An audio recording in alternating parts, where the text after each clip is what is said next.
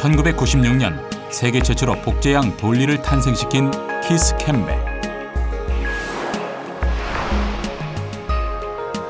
헬리코박터 파일로리균을 발견해 위장질환의 원인을 밝혀낸 베리 제이 마셜.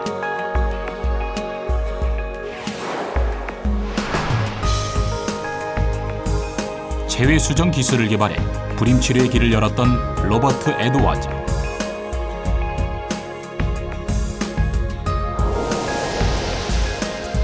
변형 단백질 프리온이 광우병의 원인이라는 것을 밝혀낸 스탠리 프루시너.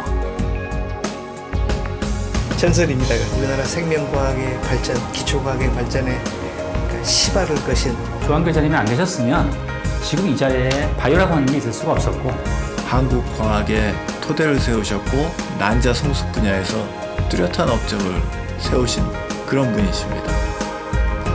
바이오 산업을 개척해온 국내 1세대 생물학자이자 과학계의 참 스승이었던 조한규 박사.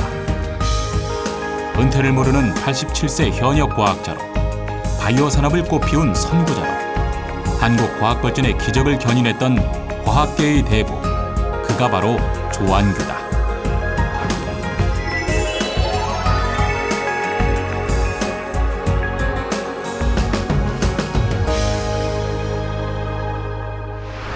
개념이 없던 시기에 그 초석을 놔주셨기 때문에 여기까지 오셨어요. 우리나라 기초과학의 아버지다. 기초적인 발판을 닦아오신 그런 역할이 없었다면 실제 저희의 지금 수준에 있는 우리 생물학의 성과들도 나타나지 못했을 거라고 생각합니다.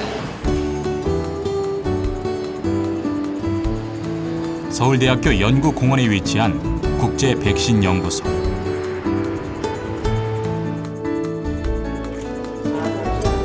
유명 배우 이범수 씨가 등장했다. 조한규 박사가 상임 고문을 맡고 있는 국제백신연구소의 홍보대사 위촉식에 참여하기 위해서다. 국내보다 해외에서 더 유명한 백신연구소의 의미를 더 많은 사람들에게 알리기 위해 그는 흔쾌히 홍보대사직을 수락했다.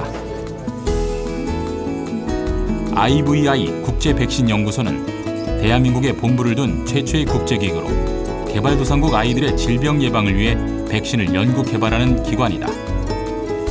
현재 20여 개국 70여 명의 연구원들이 이곳에서 연구를 진행하고 있다. 이 연구소를 유치하고 그동안에 그렇게 참 힘들긴 했지만은 이런 성과를 얻었다는 것에 대해서 대단히 참 기쁘게 생각하고 있고, 저는 세계에서는 잘하는데 우리 국내에서는 잘 몰라요. 그래서 이걸 어떻게 하든 간에 알려야 될 거 아니야 하는 우리 참 노심초사이지만은 이번에 우리 천군 만마를 얻은 것 같은 아주 그 힘이 생기고 그러네요. 좋은 일 하시는 분들이 계시니까 더더욱 세상 살 맛이 나는 게 아닌가 싶습니다. 홍보대사로서 최선을 다하겠습니다. 감사합니다. 네. 현재 상임 고문으로 활동하고 있는 조한규 박사는 국제백신연구소 유치의 주역이다. 국제백신연구소는 전 세계에 하나뿐이요. 또 우리나라가 유치한 유일한 국제연구기관이에요. 그 빌 게이츠 회장이 한 1억 한 4천만 불을 냈어요. 우리나라 정부에서도 운영비를 꽤 많이 이렇게 지원해주고, 이런 식의 바이오 쪽에 연구할 수 있는 건물은 아시아에서는 이거 하나뿐이에요. 19세기부터 20세기 초반 범세계적으로 유행하며 수많은 목숨을 앗아갔던 감염성 질병. 개발도상국에서는 이런 감염성 질병으로 하루 16,000명의 아이들이 희생되고 있다. 매 그래 가난한 나라 아이들이 죽어가는 거야. 이선 안 된다. 그래가지고 세계 한 70여 개 나라의 정상들 모여가지고 이거 해결해야 될 거 아니냐. 해결하려면 국제백신연구소를 세우는 거다. 그래서 UNDP가 그 사업을 주도를 했어. 그래가지고 여러 나라에 그 국제백신연구소를 유치하도록 권유를 했다고. 1990년대 초 국제백신연구소의 유치를 추진했던 유엔 개발 계획에서 각국의 내건 조건은 5,000평의 연구소 부지와 건물을 제공하고 운영비의 30%를 부담하는 것이었다. 국내 유치위원장은 바로 조한규 박사였다. 국제백신연구소 유치를 두고 태국, 중국, 한국의 치열한 유치 경쟁이 펼쳐졌다. 그때 당시에 우리 김영삼 대통령께서 우리 하자. 그동안 우리 도움 많이 받아가지고 이만큼 성장을 했으면 이제 우리는 은혜를 갚아야 될 거 아니냐. 그동안 어느 나라에 세우느냐 하고 유엔이 고심하던 전염병 예방을 위한 국제 백신 연구소가 마침내 우리나라의 터를 잡기로 최종 확정되었습니다. 1994년 마침내 유치에 성공했지만 더 큰 산이 남아 있었다. 참 어려웠죠. 어려운 거는 일단 예산을 얻어내는데 굉장히 힘들었어요. 새로 시작하는 건 아주 질색이야. 예산 담당하는 그 직원들, 공무원들 봐서는. 아니, 그러니까 대통령이 하라고 그랬다 해도 대통령이 돈 가지고 있는 거 있지 않냐. 민간 자본 가지고 하셔. 교육부도 장관이 바뀌면 가서 또 설명해 줘야 되고, 총리 바뀌면 총리한테 가서 설명해 줘야 되고, 이런 이야기를 계속 해왔다고. 1998년에 건물 준공하도록 돼 있는데 결국 2003년에 가서야 준공을 했어. 그러니 그동안에 내가 얼마나 애쓰니 몰라. 그 사이에 머리가 아주 휘어졌어. 그 친구들하고 싸움질하는 거. 그는 동분서주하며 서울대학교 내에 부지와 건물을 마련하고 정부의 전폭적인 지원을 이끌어냈다. 세계 여러 곳에서 축하의 메시지가 도착했다. And is Korea's gift to the world. A miracle thing.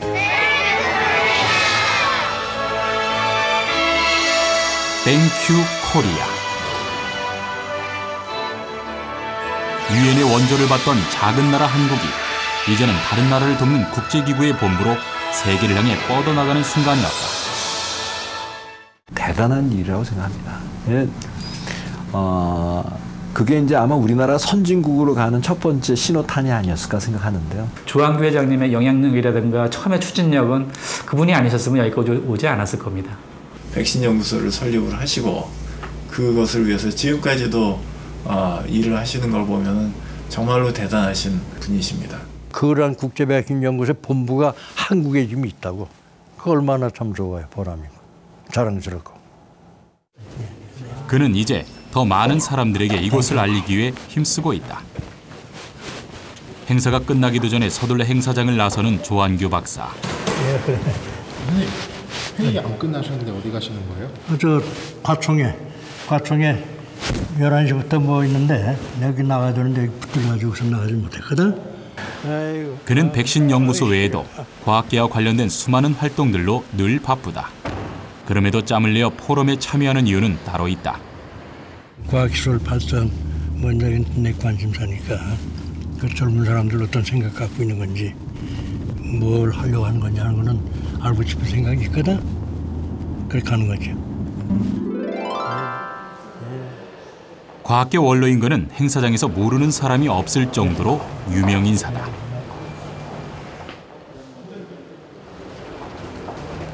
오늘 과학기술 보는 것이. 그렇죠. 근데 늦었어요. 저도 이게 장소를 착각을 해가지고 늦어가지고 딴 데 총장님 뒤에 따라가면 제가 좀 덜 벗어가겠습니다. 저희가 이제 중국에서 행사장에서 가장 연장자인 그의 자리는 늘 가장 앞자리. 87세의 현역 과학자인 그에게 후배들의 존경 어린 인사가 쏟아진다. 과학계 이슈와 새로운 이론에 늘 깨어있는 그의 열정은 젊은 과학자들 못지않다. 다른 곳에서는 원로격인 과학계 인사들도 그의 앞에서는 그저 어린 후배에 지나지 않는다. 자, 뭐 카메라 하나 좀 사진 찍읍시다. 뭐 찍어야지. 아니, 김시중 저는 과학기초 장관. 내 후배고 중학교 후배고.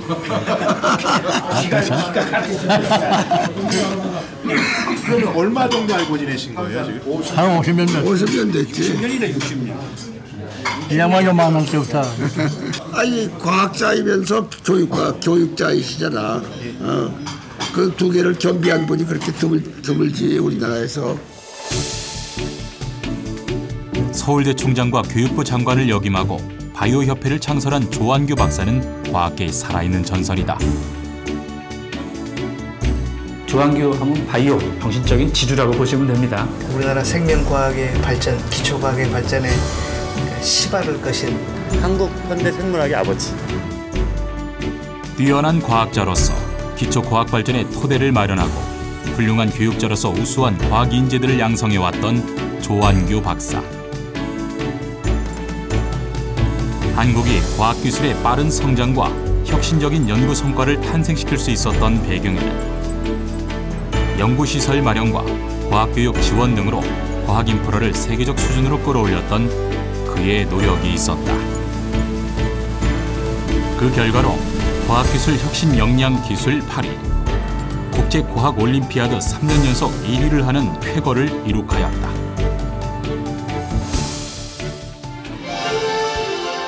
생물학자로서 시대를 앞서가는 수많은 연구 성과를 통해 생명과학의 기초를 마련하고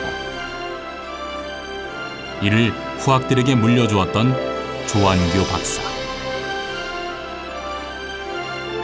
그는 대한민국 과학 발전에 기여한 공로를 인정받아 과학기술 훈장을 비롯해 수많은 훈장을 수여했으며 생명공학 분야를 리드하며 해외 학계에서 국제 우수 과학자상을 수상, 세계적인 과학자로서 한국 과학의 위상을 드높이기도 했다. 지금은 이처럼 세계적인 과학자로 인정받고 있지만 그가 60여 년 전 한국전쟁 직후의 폐와도 같았던 한국에서 과학자로 걸어왔던 길은 결코 순탄하지만은 않았다. 그 6.25 사변 마치고 그냥 거의 뭐가 있겠어요. 연구 여건이 되지도 않는 상황에서 아마 그때가 가장 힘들으셨을 때가 아닐까 이렇게 생각합니다.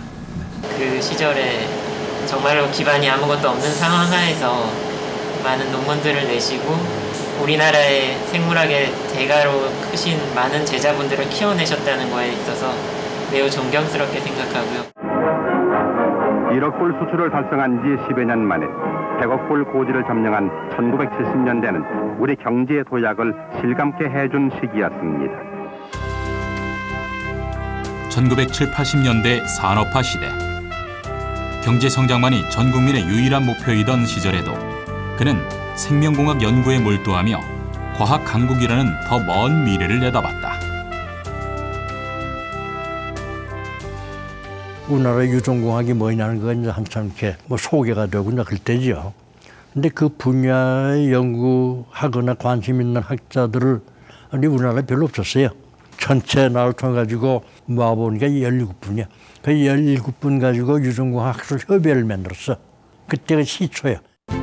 1982년 유전공학협의회가 만들어지며 비로소 한국에도 연구체제가 갖춰진다. 협회의 촉구로 인해 정부가 발표한 유전공학 육성법으로 전국 대학에는 유전공학과가 신설됐고 기업체마다 유전공학 연구소가 설립되며 우수한 유학파 인재들이 대거 국내로 유입된 것이다. 기왕이 유전공학이라고 하는 거는 이건 연구실 안에서 일어나는 실험이라고. 거기서 우리가 새로운 지식을 또는 새로운 기술을 발굴하거나 개발하더라도 그 산업체하고 연계가 되지 않으면 아무 소용이 없다고. 1991년에 한국생물산업협회를 발족을 했어. 그는 학자들의 연구가 실험실에서만 끝나지 않도록 기업체와의 산학협력을 추진했다. 그의 선견지명은 적중했다. 유전공학 분야의 산업적 가치가 증명되면서 많은 기업들이 공동 연구를 통해 큰 성과를 거뒀고 한국의 바이오 산업은 눈부신 황금기를 맞이한다. 조완규 교수님은 미래를 볼 줄 아는 안목을 가지시고 추구해서 이뤄내실 수 있는 그런 분이십니다. 전 세계적으로 바이오가 차세대 먹거리라고 하는 것은 누구도 부인을 하진 않아요. 그래서 미국도 일본도 국가가 어떤 중심이 돼서 이 바이오 산업을 이끌어갈 수 있는 그런 제도를 마련했고 전 세계 모두가 그렇게 하고 있습니다. 빠른 성장만큼 부작용도 잇따랐다. 2005년 황우석 사건이 터진 것이다. 분명하게 말씀드리고 싶은 점은 우리 연구팀은 맞춤형 줄기세포를 만들었고 만들 수 있는 원천 기술을 보유하고 있다는 점입니다. 황우석 전 서울대 교수의 줄기세포 복제 연구 논란으로 한창 꽃피웠던 국내 바이오 산업은 침체기에 빠져들었다. 그 뒤로 변화하도록 다들 노력을 했죠. 연구 윤리를 이렇게 해야 된다. 과학 무슨 생명 무슨 윤리를 이렇게 해야 된다 하는 그 학자로서 그 연구해 나가는 과정에 그 윤리성을 고양하고 하는 뭐 그런 걸로 선언도 하고 성명서를 내기도 하고 뭐 그랬지. 학계는 자성의 목소리를 높였고 논란은 바이오 산업을 한 단계 더 성장시키는 계기가 됐다. 이제 한국은 세계 바이오 산업 순위 7위, 과학기술 혁신 역량지수 8위로 세계적 과학 강국의 반열에 올라섰다. 자기 평생은 뭐 여러 분야가 있지만은 그래서 그 많은 분야 가운데 왜 생물학을 택했냐 하는 것부터 시작을 해가지고 보면은 생물학을 참 잘 택했다 하고 지금 우리 생각이에요. 뭐 생물학으로 해서 그냥 보람이 있어요. 그 지금 생물학을 통해서 내가 그 많은 사회, 그 우리 국제적으로 그 많은 그 생물학이 내가 가지고 있는 지식을 뭐 알 수가 있었고, 그 바탕으로 해가지고 또 생물학이 또 한 단계 발전할 수가 있었고, 뭐 그 얼마나 좋습니까? 생물학이 뭐 흡족하게 생각해요.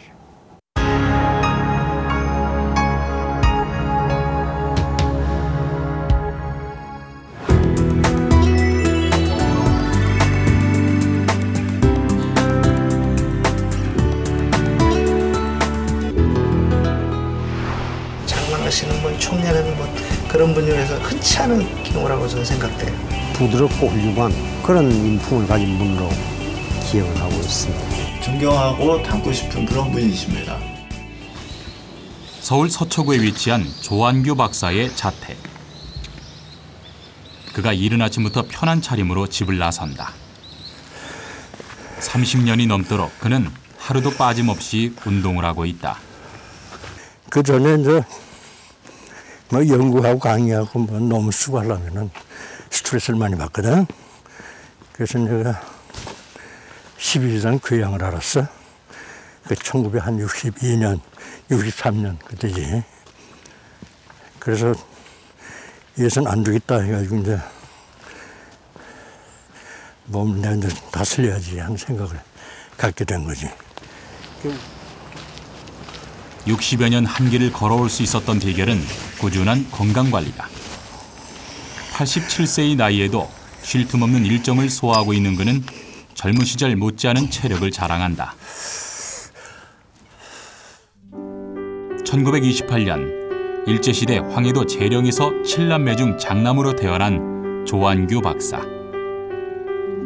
지금이야 상상할 수가 없지요. 그때는 뭐 참 뭐 신발 없이 뭐 집신 신고 왔다 갔다 하고 뭐 옷이라고 뭐 제대로 번번한 거 있었겠어.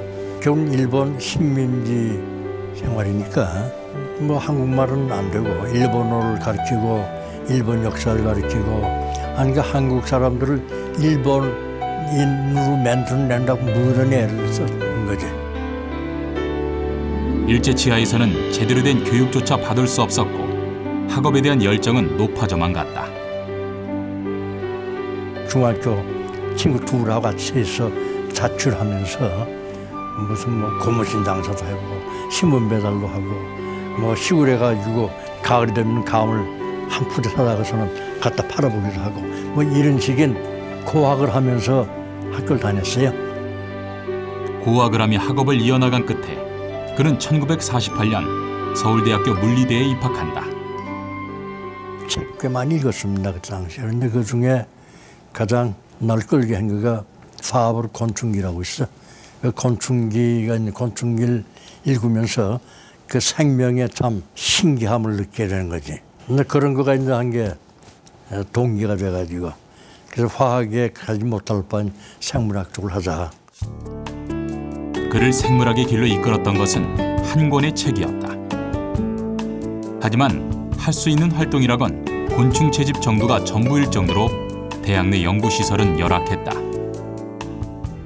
그 전에는 실험실에 실험할 수 있게끔 여건이 안 돼가지고 할 수 없이 이렇게 들고 다니고 뭐 또 출생 성비에 대한 연구를 한다고 병원 가서 산부인과 다니고 병원에 자료 조사를 다니고 뭐 그때 그랬지.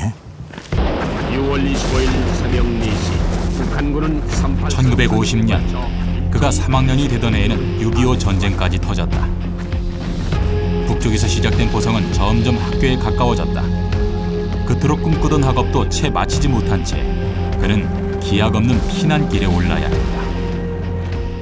그땐 아까 얘기했지만 청량이 그 리학부에서 한참 그 실험하고 그 뭐 책 보고 이제 그러고 있을 텐데 근처에서 포성이 나고 그러잖아요. 그래가지고 이제 그때 같이 기숙사에 있는 학생들하고 한 20여 명이 배 하나 타고 한강 건넜다고 덮어놓고 피난 나온 거지. 학교를 다 버리고. 부산의 서울 각 대학들이 연합해 만든 피난학교가 세워졌다. 그곳에서 간신히 졸업을 했을 때 20명의 생물학과 동기들 중 남은 것은 그 하나뿐이었다. 동급생이 한 20명이 있었는데 뭐 결국 뭐 다 행방불명되고 뭐 납치되고 그래서 군대 끌려가고 죽임당하고 뭐 그래가지고서는 52년 졸업할 때는 나 하나밖에 졸업을 못했어요. 그로부터 60여 년이 지났다. 그가 다녔던 물리대는 자연과학대로 개편됐다. 선생님이 들어가셔서 좀 얘기 좀 들으시면서. 이런 건 얼마짜리? 이게 7억인가? 이게 그 리얼타임으로 동영상으로. 현미경 몇 대가 전부였던 실험실에는 첨단 실험 장비들이 들어섰다. 60년간 놀랍도록 발전해온 한국 과학의 발전사가 이 연구실에 담겨 있는 셈이다. 그걸 지금 가시화시킨 겁니다. 처음에 내가 할 때는 온돌 마치 배약판으로 짜가지고 온돌해놓고 전구 집어넣고 켰다 껐다 하면서 온돌 맞추면서 관찰했다고. 근데 이거 뭐 자동 다. 지금은 그냥 항온 장치로 아이고 온도를 온돌로. 다시 그러면 뭐 시작해보고 싶은 생각이 드세요? 다시 학생으로 돌아가고 싶은 생각이 난다고. 우리 할 때는 하도 고생을 많이 해가지고 실험하는데 뭐 김 선생 때도 그랬다고. 뭐 이런 장비 어디서 구해요? 다 고생도 했지. 웬만한 건 자기들 멘토 쓰고. 참. 그래서 이제 발달하는 거예요. 당시 현미경 몇 대가 고작이던 실험실에선 제대로 된 실험을 할 수 없었다. 실험 없이도 연구가 가능했던 생식 생물학을 전공하게 된 이유다. 도저히 그런 실험은 못하겠어. 시약도 별로 없고 그런 시설도 별로 없고 아무리 아이디어가 있다고 해도 아이디어대로 할 수가 없다고 여건이. 거기에 마침 락필러 재단이 펜실베니아 대학에 생식생물학 연구소가 있어요. 거기를 가고 싶은 생각이 났죠. 이 미국의 인구협회에서 지원을 받아가지고 그걸 가서 2년 동안 연구를 했죠. 38세의 나이에 오른 미국 유학길. 그는 이곳에서 난자 배양에 관한 연구를 진행하며 세계 최초로 미세관 배양법을 개발해 학계의 큰 주목을 받았다. 배양을 하되 기름하고 직접 접촉 안 되는 그런 배양법이 없는가 그 생각해낸 거가 이제 미세관 배양법이에요. 미세관 배양법이란 1mm 정도의 미세한 관 중앙에 난자를 넣고 그 양옆을 오일로 막아 공기 접촉을 차단한 후 난자의 배양 상태를 관찰하는 방식으로 넓은 샬레 위에서 관찰하던 기존의 배양법보다 훨씬 난자 손상 위험이 적고 안정적인 배양법이다.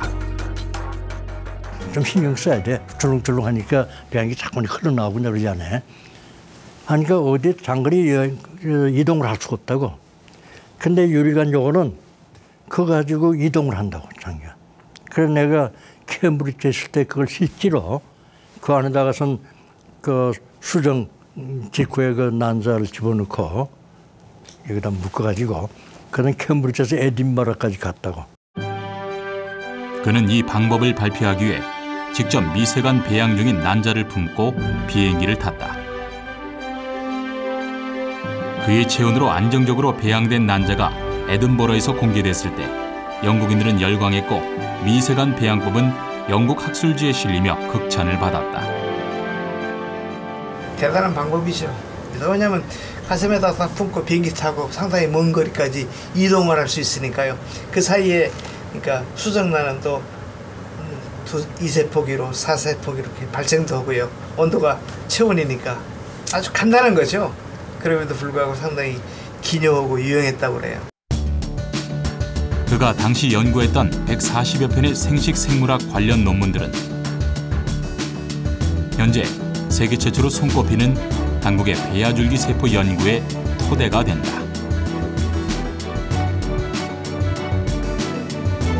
이런 뛰어난 연구 성과로 그는 록펠러 재단에서 연구비를 지원받기도 했다. 내가 66년에 유학을 마치고 돌아왔는데 돌아올 땐 록펠러 재단에서 한 15,000불 연구비를 타가지고 30몇 개 회사에다가 1000몇 가지 종류의 필요한 물건을 주문해가지고 완벽하게 배양할 수 있는 실험실을 다 만들어 놨다고. 지금으로 보면 엄청나게 큰 돈이죠. 참 정말 피나는 그 노력 끝에 조그만 실험실이 이제 하나 준비가 됐고. 그는 자신의 연구비를 기증해 연구시설 마련에 주력했다. 낡은 현미경이 전부였던 열악한 실험실에서 자신이 느꼈던 좌절감을 후배들에게만큼은 물려주고 싶지 않았기 때문이다. 이제 이곳 자연과학대의 연구시설은 세계 어느 유수의 대학들과 견주어도 부족하지 않을 만큼 최신 장비들을 갖추고 있다. IBRD 차원 내지는 AID 차원을 찾으셔가지고 대한민국의 자연과학의 발전의 토대가 된 것은 분명합니다. 그럼 이렇게 발전된 거 보면은 많이 뿌듯하시겠네요? 이런 말을 할 수 없지. 나처럼 대학하고 인연을 많이 갖고 다니는 거지. 네. 다른 분들 다 정년 끝나고 나면은 이 근처 올 기회가 별로 없다고.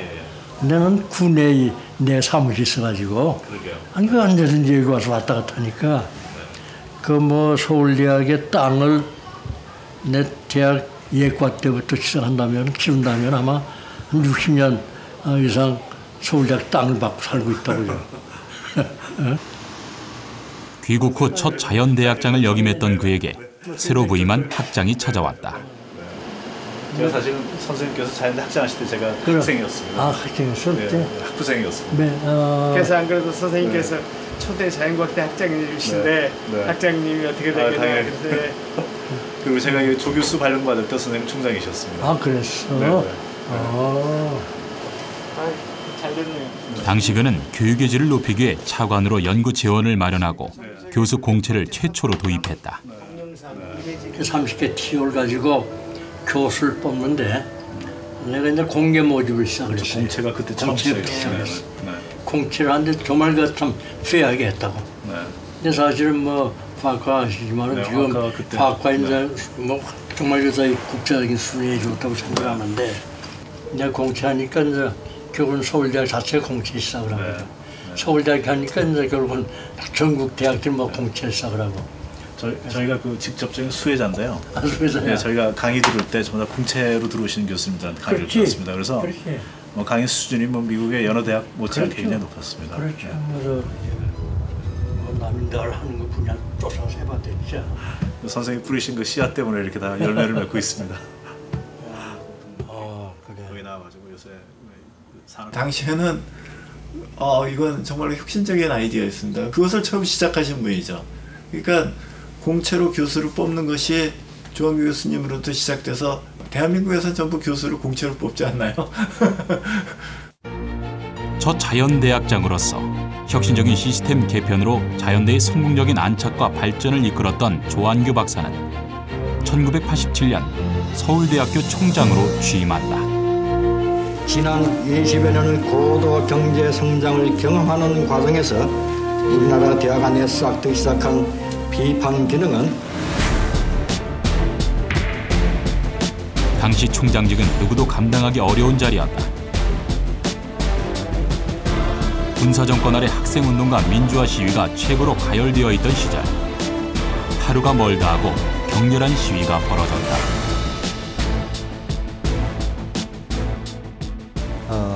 그 군사정권의 경찰 특히 중앙정보부 보안사 이런 쪽에서 학생과장이나 학생과 직원들 통한 압력은 대단했겠죠.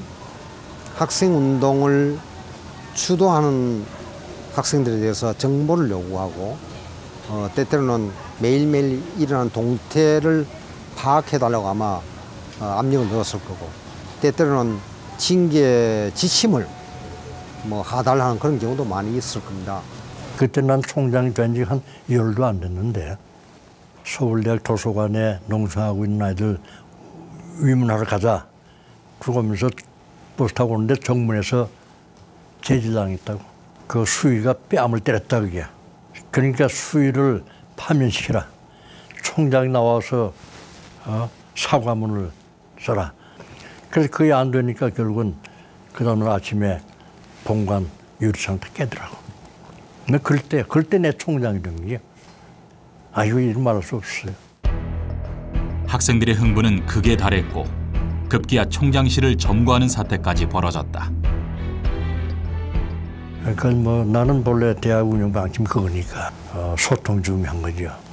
그래서 아이들하고 아주머니들하고 저 교수회관에 오시라고 그래가지고 한 두어 시간 하고 싶은 말 다 하고 또 난 학교 사정에 대한 얘기를 하고 그래서 아무것도 해결은 안 됐죠. 안 됐지만 이 친구들 결국 박수를 받으면서 난 나왔어요. 근데 그 친구들은 총장 만난 걸로 충분하다 그게. 학생을 굉장히 아끼는 그것이 몸에 배신 것 같아요.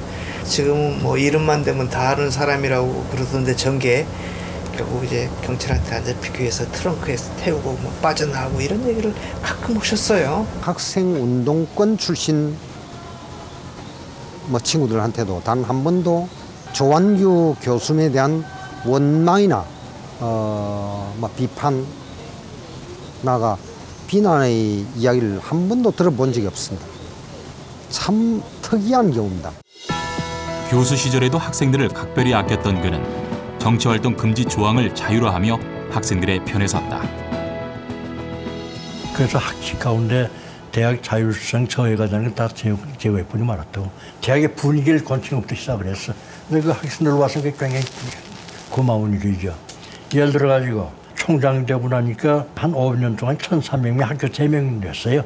하나는 정치활동 금지 조항에 걸려들고. 정치활동 금지 조항이라는 거가 이게 코골이 귀골이야.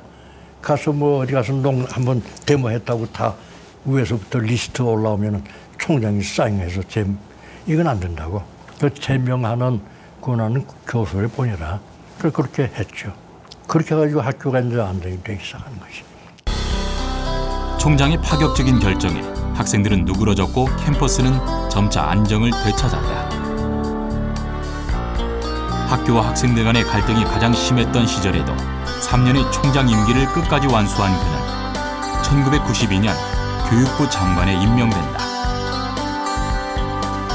당시 그는 수학능력시험 2회 개편 등 수많은 선진교육 제도를 제안하며 입시나 성적 위주가 아닌 학생들을 위한 교육을 고민했다. 근데 내가 장관 한 2년만 더 했으면 바뀌었을지 몰라. 항상 가슴 아픈 거가 대학 입학 시험인데 아이들은 꼭 한 번만 기회를 준다고. 입학 시험 한 번만 줘. 근데 그 입학 시험 친 아이가 컨디션이거나 가정 형편이거나 해서 갑자기 시험 성적이 덜 나올 때가 있다고. 근데 그걸로 그 학생이 일생을 결정해 보이고 말아. 이렇게 참혹할 수가 없어. 더구나 어른이 그렇게 아이들 그렇게 할 수는 없는 거죠. 그래서 내가 아주 주장을 했어요. 입시 의주 교육 그 틀에서 벗어나야 된다고. 저는 깜짝 놀란 게요. 조한기 쌤처럼 같은 분이 흔치 않아요. 서울대학교 총장 4년씩 따져보면 제가 서울대학교 30년 있었는데 그간 얼마나 많은 총장이 지나갔어요. 실제는요. 다 조한기 쌤은 65세 은퇴하시고 지금 87세, 8세 될 때까지 20여 년간을 저렇게 대외활동하는 사람을 찾아보기 힘들걸요. 그 말은 단적으로 선생님의 성향과 선생님의 능력을 뒤에서 나타내는 거라고 저는 봐요. 부럽죠?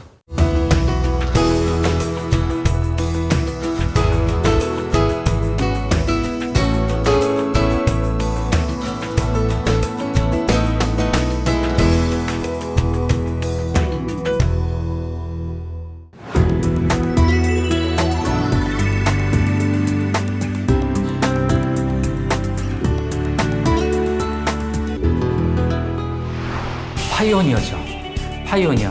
조한규 회장님이 안 계셨으면 지금 이 자리에 바이오라고 하는 게 있을 수가 없었고. 다정다감하신 한국 현대 생물학의 아버지.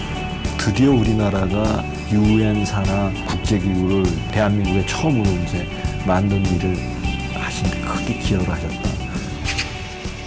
조한규 박사가 몸담고 있는 국제 백신 연구소.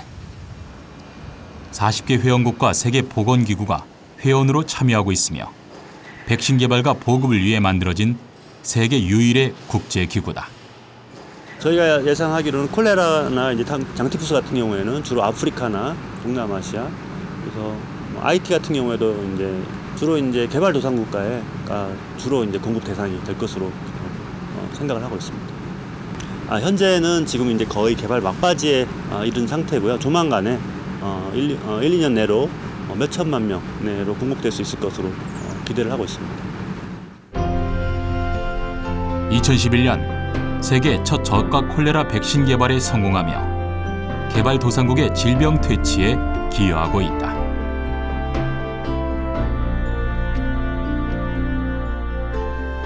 다섯 살 미만 아이들이 한 600만이 1년에 죽어가요. 목숨을 앗아가는 질병들, 그게 다 전염병이에요. 뭐 설사병, 말라리아, 결핵. 근데 거기에 대한 치료약이나 예방약은 선진국에서 별 관심이 없어요.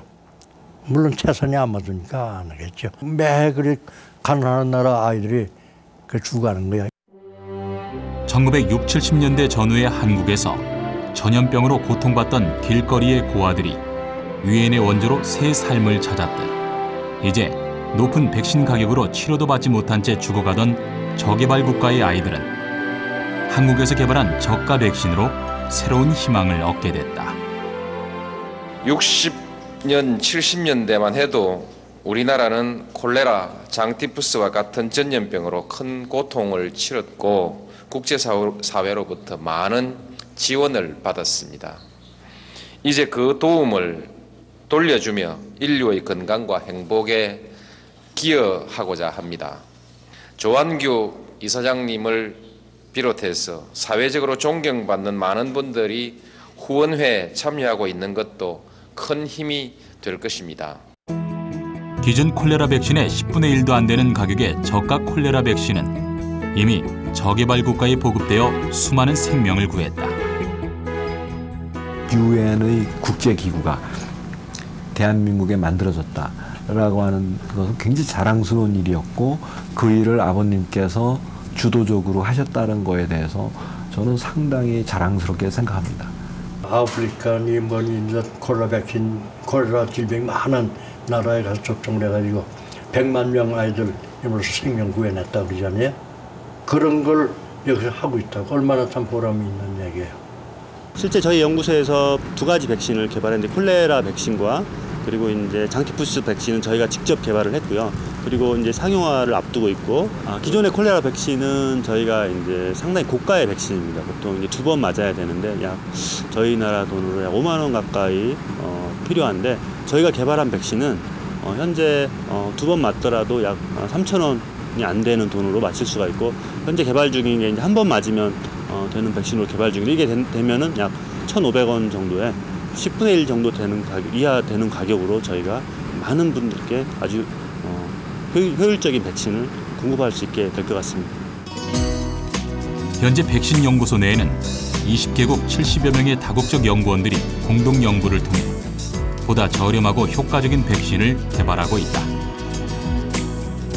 비록 국적은 다르지만 인류를 위해 이들이 추구하는 가치는 모두 같다. IBI is an international organization working for poor people in developing countries. That made me to come and develop vaccine, cheap or cost-effective quality vaccine for the people in developing countries. It's a great effort. Means making a vaccine is a like dream come true, and scientists cannot make a vaccine in their whole life, but we could develop a typhoid conjugate vaccine that will go in clinical trials soon, and paratyphoid conjugate vaccine. 백신 연구소 한켠에 위치한 조한규 박사의 집무실.